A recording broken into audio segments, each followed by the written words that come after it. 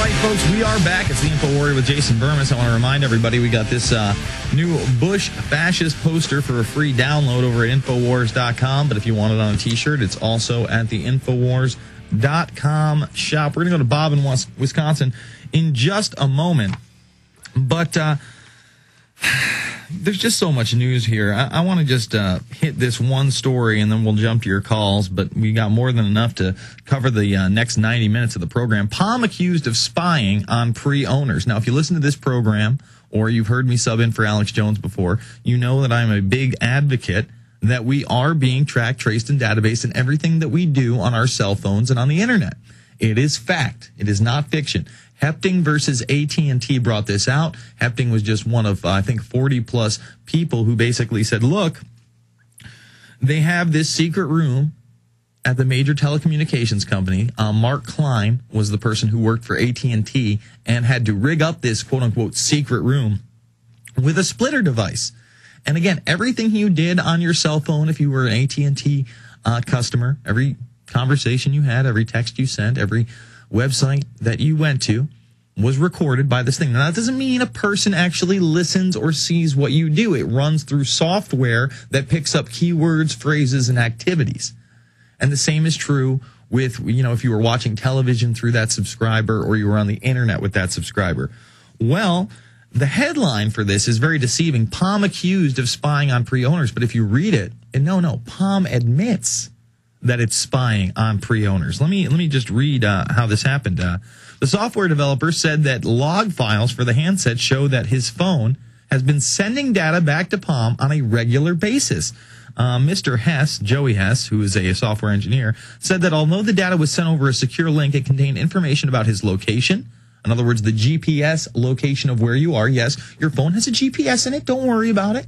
It still works if it's turned off. You have to take the battery out for it not to work. But don't worry. It's just like they can hack into your cell phone and listen to your conversations without you even having it on. As long as the battery is connected, they can hack into it. Let's see. It contained information about his location and a list of the applications installed on his handset. It showed how long he spent using those applications and sent back crash data whenever applications unexpectedly quit. Now, here is the admission. I mean, they admit it. Palm said its privacy policy was similar to many others in the industry, and it includes very detailed language and potential scenarios in which we might use customer information, all towards a goal of offering a great user experience. Remember, spying on you is a good thing. It's always under the guise of the better good, the greater good, if you will. For instance, when location-based services are used, we collect their information to give them relevant local results in Google Maps. We appreciate the trust that users give us with their information and have no intention to violate that trust.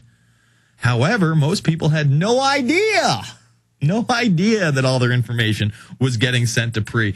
And this isn't a U.S. story, by the way. This should be headlines in the Washington Post and the New York Times. It should be on Fox News. It should be on MSNBC. But I had to go to the Telegraph to find out about this, like I have to do for so much information out there. All right, let's go to Bob in Wisconsin. Bob, I'm sorry we don't have Tarpley. Can I help you? I did have a message for Tarpley, but I'll have to give you what I found out on Friday.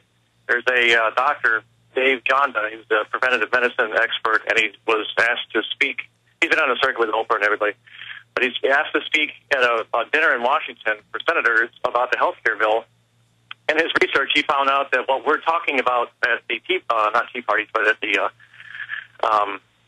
town halls. The town hall meetings is Obamacare Part 2. Obamacare Part 1 was stuffed into the stimulus bill and already passed in February. Mm-hmm. $1.1 billion was appropriated for it. 3 large bureaucracies were set up with that money, and Rahm Emanuel's brother is on one of those panels. Oh, isn't that lovely? You got anything else for us? That is the only thing I have, but I think we need to look into the stimulus bill and find out what they passed. No, I agree. Well, when is this guy speaking? This person who looked into this stuff found out it was real. Did he already speak before these senators? Yeah, or that was a. Let me see when that was. I think it was earlier this year that he gave that talk. But I sent this email article to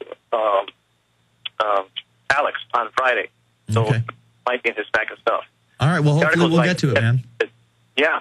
That's all right, thank you, Bob. I appreciate the call. Let's go to Anna in Florida. Anna, you're on the line. Yes. My point, I wanted to get in with what you were talking about with Webster Tarpley. I'm a pharmacist and a naturopathic doctor, and thinking that there aren't cures already for cancer and diabetes is like thinking 11 people blew up the Twin Towers and it was all Iraq's fault. I mean, you are 1,000% right.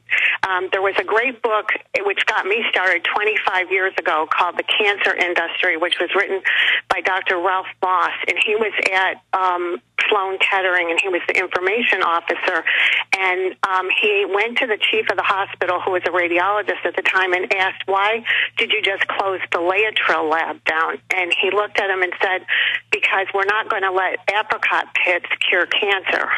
And explain to people what you mean, because most people don't even realize that. I mean, aside from what you're talking about, G. Edward Griffin did a presentation and wrote a book called A World Without Cancer, where he talks about B17, Levithrol, and like you just said, apricot pits as being a cure for cancer.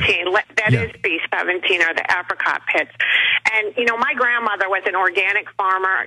I'm laughing where they're trying to save the 18 to 40 years old, because when that woman was 80, she could have kicked anybody's butt who was 30. She never was sick a day in her life. She never even took a drug in her life. And all this money on Medicare Part D, for instance, that you see, they're spending just billions of dollars, and these older people are on 20 drugs. And then what has happened, our pharmacy and our medical schools have been taken over by the pharmaceutical industry. So doctors, because I teach a lot of physicians, they're actually my clients, they're very frustrated because they see the side effects of these drugs, and they said, please help me. I don't know anything else. I never learned anything else. So when I went to pharmacy school 25 years ago, we did learn about natural things like baking soda for your stomach and other things like that. And if you mention it today, they're like, oh, that's not evidence-based. And this whole evidence has been set up by the pharmaceutical companies who spend, you know, $250 million and say, oh, this is the kind of evidence you have to have in order for something to work. And Anna, I got to say, I agree with you, and I think that's one of Tarpley's major blind spots, is that he doesn't see that the establishment at all costs is going to ward off the cures for these diseases because they are eugenicists. He read the cancer industry. I mean, our government has gone into foreign countries with bulldozers and bulldozed down alternative cancer clinics, and doctors in this country all the time are reversing cancer. And they just, you know, I have one patient, he was told he had 14% chance of living with the chemo. And the other thing, but the biggest thing with our health care that we're really not looking at is our food.